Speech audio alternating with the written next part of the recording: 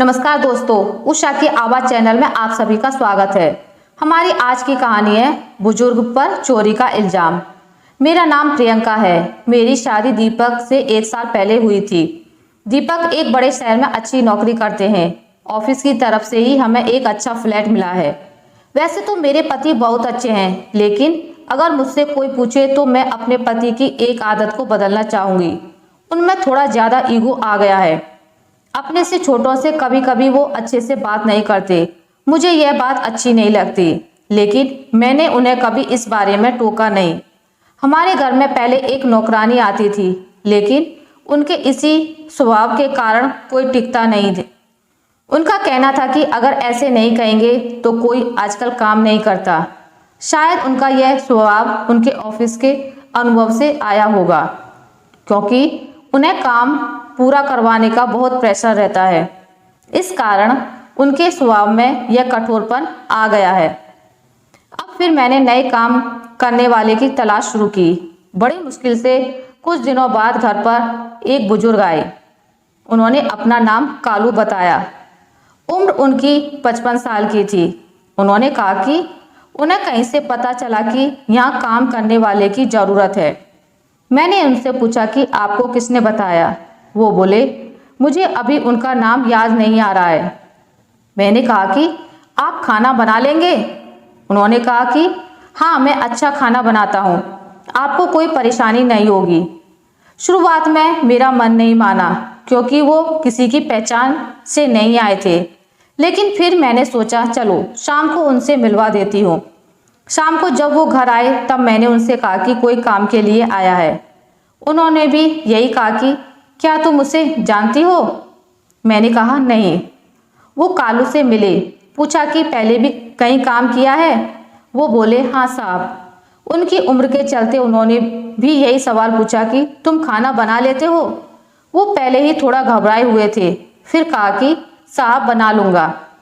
ठीक है, उन्होंने कहा खाना साफ सफाई से बनाना और छुट्टी नहीं मिलेगी। रोज रोज का नाटक नहीं चलेगा कि तबीयत खराब है या घर में कोई बीमार है। इन सब बातों का ध्यान रखना। अभी खाना बनाकर दिखाओ, पसंद आया तो कल से तुम्हारी नौकरी पक्की होगी। इतना सब मेरे पति से सुनने के बाद मैंने सोचा कि वो बुजुर्ग कुछ बोलेंगे, लेकिन उन्होंने सिर्फ इतना ही कहा, हाँ साहब। मुझे उन्होंने उस पर ध्यान रखने को कहा। वो खाना बना रहे थे, काम अच्छे से कर रहे थे। लग रहा था कि उन्हें पहले भी इसका अनुभव था। खाना बनकर तैयार हो गया और उन्होंने खाना टेबल पर लगा दिया। मेरे पति ने और मैंने दोनों ने खाना खाया। मुझे खाना अच्छा लगा और मेरे पति के चेहरे से भी मुझे लग रहा था कि उन्हें भी खाना बहुत पसंद है। लेकिन उनकी आदत के अनुसार उन्होंने कुछ कहा नहीं। उन्होंने बस इतना ही कहा कि खाना ठीक है, कल से काम पर आ जाना, लेकिन ध्यान रहे खाना इससे खराब ना बने। इससे अच्छा बना सको तो अच्छा ही बनाना। इतना सुनकर उनके चेहरे पर एक खुशी दिखाई दी। अगली सुबह से वो घर आने लगे। ज़्यादा बातें वो करते नहीं थे, बहुत ही कम बोलते थे, सिर्फ अपना काम करते थे। मेरे पति ने मुझे समझाया था कि नज़र रखना और अपना ध्यान रखना। उन्हें देखने से तो ऐसा नहीं लग रहा था, लेकिन उन्होंने कहा कि देखने से कुछ भी पता नहीं चलता कि कौन कैसा है। तुम कुछ दिन बाद इनकी जानकारी भी निकलवा लेना, कहाँ से हैं। मुझे भी उनकी बात सही लगी, क्योंकि वो ऐसे ही अचानक मेरे घर पर आ गए थे और कहा था कि किसी से पता चला है। उनकी उम्र देखकर मैंने उन्हें रख लिया था। मैंने उनसे उनका पहचान पत्र मंगवाया और उन्होंने लाकर दे दिया। 1 से 2 दिन में मुझे लगा कि ठीक ही हैं। करीब 5 दिन काम करने के बाद उन्होंने मुझसे एक दिन कहा, मैडम थोड़े पैसे एडवांस मिल जाते तो अच्छा होता, मुझे ज़रूरत है। मैंने उनकी बात सुनी और उस समय मैंने भी अपने पति की तरह सोचा और उन्हें कहा, नहीं अभी नहीं मिलेंगे, आपको पहले ही उन्होंने सारी बात बताई थी और मैं साहब से पूछूंगी। ऐसा कहकर मैंने उनकी बात टाल दी। दीपक अगले दिन मुझसे बोले कि उनके ऑफिस के कुछ दोस्त शाम को घर पर खाना खाने आने वाले हैं। उन्होंने कालू से कहा कि उनके दोस्तों के लिए कुछ खास खाना बनाना होगा। उन्होंने कहा ठीक है साहब। शाम को उनके दोस्त और उनकी फैमिली वाले भी घर पर आए। 3 दोस्तों के साथ उनकी पत्नी और बच्चे भी थे। खाने में 4 से 5 तरह के पकवान बनाए थे। सबने खाना बड़े चाव से खाया और तारीफ भी की। खाने के बाद हम सब बैठे बात कर रहे थे। कालू अपना काम खत्म करके जाने की तैयारी कर रहे थे। तभी उनके एक दोस्त का मोबाइल नहीं मिल रहा था। मोबाइल महंगा था, साथ ही उसमें ऑफिस के जरूरी नंबर और इमेज भी थी, इसलिए वो थोड़ा परेशान हुए। सभी जगह ढूंढ लिया, बच्चों से भी पूछा लेकिन नहीं मिला। फोन लगाने पर फोन भी नहीं लग रहा था। हम सब मिलकर मोबाइल ही ढूंढ रहे थे कि कालू किचन में से आए और कहा, मैडम मैं चलता हूँ। आज उनके हाथ में एक छोटा सा बैग था। उनके इतना कहने पर मेरे पति ने कहा, रुको, मोबाइल जो तुमने चुराया है वापस दो। उन्होंने जब यह सुना तो कहा, साहब आप क्या बोल रहे हैं? चोरी? यह तो मैं सपने में भी नहीं सोच सकता हूँ। मेरे पति ने कहा, ठीक है, फिर तलाशी दो और चले जाओ। यह सुनकर उन्होंने कहा, नहीं, मैंने जब चोरी नहीं की तो तलाशी क्यों दूं? मेरे पति बोले कि जब चोरी नहीं की तो तलाशी से क्यों डर रहे हो? इतना कहकर वो उनके पास गए और उनके हाथ में जो बैग था उसे लेने लगे। कालू ने बैग पकड़ा और कहा, साहब छोड़ दीजिए, इसमें मोबाइल नहीं है। मेरे पति को गुस्सा आ गया और कहा, एक तो चोरी करता है, उस पर आंखें भी दिखाता है, छोड़ बैग। उन्होंने उसका बैग छीना और उसकी तलाशी ली। उसमें मोबाइल नहीं था बल्कि खाना था।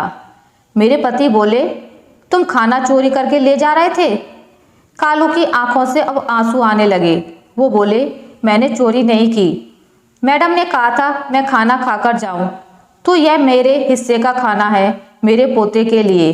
उसने बहुत दिन हो गए अच्छा खाना नहीं खाया।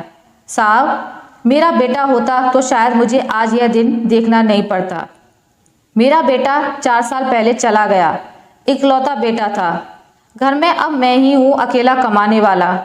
उसकी बीमार माँ यानी मेरी बहू और पोते के लिए बड़ी मुश्किल से घर संभाल रहा हूँ। खाने के लिए अच्छा बना तो मैंने सोचा मेरे पोते को खिला दूंगा और उसके चेहरे पर जो खुशी आएगी वो मैं देखना चाहता था। मैंने मैडम से एडवांस भी मांगा था घर के लिए। इतना बोलकर वो बिना खाना लिए ही रोते हुए चले गए। वो इतना कुछ झेल रहे थे, हमें इसका पता नहीं था। और आजकल की दुनिया ऐसी हो गई है, कुछ बुरा होने का हमें इतना डर है कि हमें अच्छाई भी दिखाई नहीं देती। इसमें हमारा भी कसूर नहीं है। आज का समय भी ऐसा ही है कि किसी पर भरोसा नहीं कर सकते। उनके जाने के बाद मोबाइल का भी पता चल गया। उन्हीं का बच्चा बोला कि उसने मोबाइल नीचे गिर गया था और बंद हो गया था। पापा डांटेंगे इसलिए उसने मोबाइल सोफा के नीचे रख दिया। उसके पिता को इन सब के लिए शर्मिंदा होना पड़ा। पहली बार दीपक की आंखों में पछतावा देखा था। रात को दीपक ठीक से सोए नहीं। हालांकि उन्होंने मुझसे कुछ कहा नहीं, लेकिन मुझे पता था कि उन्हें बुरा लग रहा है। सुबह मुझे पता था कि वो फिर नहीं आएंगे, इसलिए मैं जल्दी उठी और घर का काम खुद करने लगी। थोड़ी देर बाद जब दरवाजे की डोरबेल बजी और मैंने दरवाज़ा खोला तो सामने वही बुजुर्ग खड़े थे। चुपचाप वो अंदर आकर अपना काम करने लगे। मैंने उनसे बोला कि शायद आप नहीं आओगे। वो बोले, मैंने भी सोचा था, लेकिन मैडम घर पर खाना नहीं हो तो बाहर ही आना पड़ता है। दीपक ने उन्हें देखा तो जैसे उनको कुछ शांति मिली। उन्होंने 10,000 रुपये उन्हें दिए और कहा कि कल रात के लिए उन्हें माफ़ कर दें। पैसे लेने से उन्होंने मना किया तो वो बोले, यह एडवांस है, रख लीजिए। बस इतना ही चाहिए था कालू को, थोड़ा सा कोई प्यार से बोल दे और थोड़े से पैसे। अच्छा लगा मुझे भी मेरे पति का यह बदला रूप देखकर। ऊपर से कठोर उन्हें बनना पड़ता है, अंदर उनके भी एक नरम दिल इंसान ही है। आशा करती हूँ आपको मेरी आज की कहानी अच्छी लगी होगी। अगर आपको मेरी ये कहानी अच्छी लगी है तो इसे लाइक करें, ज़्यादा से ज़्यादा शेयर करें और अगर आप मेरे चैनल पर नए हैं तो इसे सब्सक्राइब करना ना भूलें।